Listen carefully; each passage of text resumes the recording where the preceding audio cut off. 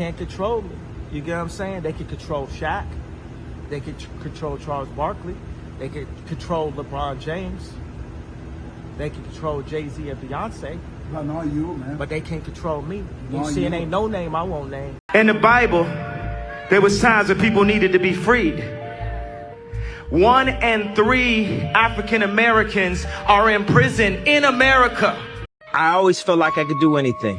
That's the main thing people are controlled by, their perception of themselves. If you're taught you can't do anything, you won't do anything. Kanye West, a cultural icon, a musical genius, a fashion mogul, and now a pariah. How did one of the most influential artists of a generation lose it all seemingly overnight? This is the story of the epic fall of Kanye West. To really get the scale of the collapse, you first have to understand the incredible heights from which he fell. Born in Atlanta and raised in Chicago, Kanye Omari West was a prodigy. After dropping out of college, he quickly became one of hip-hop's most in-demand producers in the late 90s and early 2000s, making beats for superstars like Jay-Z. But Kanye always had bigger plans. In 2004, he dropped his debut album, The College Dropout, and it was a seismic event. It was vulnerable, funny, and socially aware, completely shattering the gangsta rap mold that dominated music at the time. Album after album, he didn't just follow trends. He created them. From the lush orchestral sounds of Late Registration, to the stadium-sized electronica of Graduation, and the raw auto-tuned heartbreak of 808s and Heartbreak, you couldn't escape his influence. He was more than a rapper. He was a cultural architect. Time magazine even named him one of the 100 most influential people in the world twice. But even as he was hitting new creative peaks, the cracks were starting to show. Controversy was never far behind. From declaring George Bush doesn't care about black people, during a live telethon to the infamous Taylor Swift moment at the VMAs, his public image was becoming a mix of righteous anger and an unchecked ego. For years, people wrote it off as part of his artistic persona, the price of genius. They'd argue it was all part of the show, but it was really a sign of a deeper turmoil that would eventually boil over. While his music defined a generation, it was fashion that turned him into a billionaire.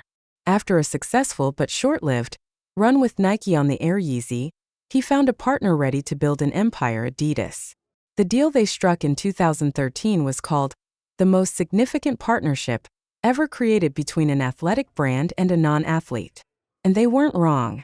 The Yeezy brand with Adidas became a global phenomenon. His minimalist, almost dystopian style took over the world. The sneakers, always released in limited drops, created a frenzy. People would camp out for days and the resale prices would skyrocket. The Adidas-Yeezy partnership was a money-making machine, revitalizing the German sportswear company and reportedly raking in over $1.7 billion in revenue each year at its peak. For Kanye, this was the ultimate validation. He had forced his way into the exclusive world of high fashion, and he did it on his own terms. He wasn't just a musician anymore. He was a mogul. The success of Yeezy, on top of his music catalog and other ventures, pushed his net worth into the billions.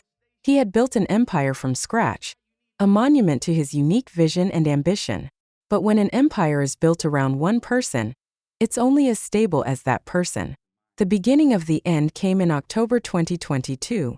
During Paris Fashion Week, Kanye wore a shirt with the slogan "White Lives Matter," a phrase the Anti-Defamation League identifies as a white supremacist dog whistle. The backlash was swift, but that was just the start. What came next was a shocking and sustained anti-Semitic tirade, the likes of which we haven't seen from a mainstream celebrity in modern times. He got locked out of Instagram for posting a text conversation implying Sean Diddy Combs was controlled by Jewish people. Then he went on Twitter, where he infamously threatened to go DEFCON 3 on Jewish people. And it didn't stop. In interviews, he spewed conspiracy theories about a Jewish underground media mafia. The absolute low point was a now notorious interview with conspiracy theorist Alex Jones, where, his face hidden by a mask, Kanye West praised Adolf Hitler, denied the Holocaust, and called himself a Nazi. This wasn't just another controversy. This was a full public embrace of hate. Later reports from former employees alleged that West had been praising Hitler in business meetings for years, suggesting this wasn't a new development. The corporate world, which had put up with his erratic behavior for years, could no longer turn a blind eye. The fallout was fast and brutal. In just a few weeks, the empire he spent a decade building turned to dust. First, the fashion house Balenciaga, a close collaborator, cut ties. Then his talent agency CAA dropped him.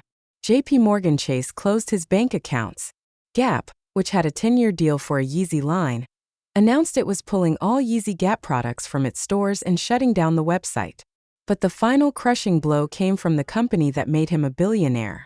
On October 25, 2022, Adidas terminated its partnership with Yeezy. In a statement, the company said, "Ye's recent comments and actions have been unacceptable, hateful, and dangerous, and they violate the company's values of diversity and inclusion, mutual respect, and fairness." Just like that, Kanye West's net worth vanished. Forbes, which had valued his Adidas deal at $1.5 billion, announced he was no longer a billionaire, pegging his new worth at around $400 million. The financial hit wasn't just his. Adidas was left with a mountain of unsold Yeezy sneakers, projecting massive losses.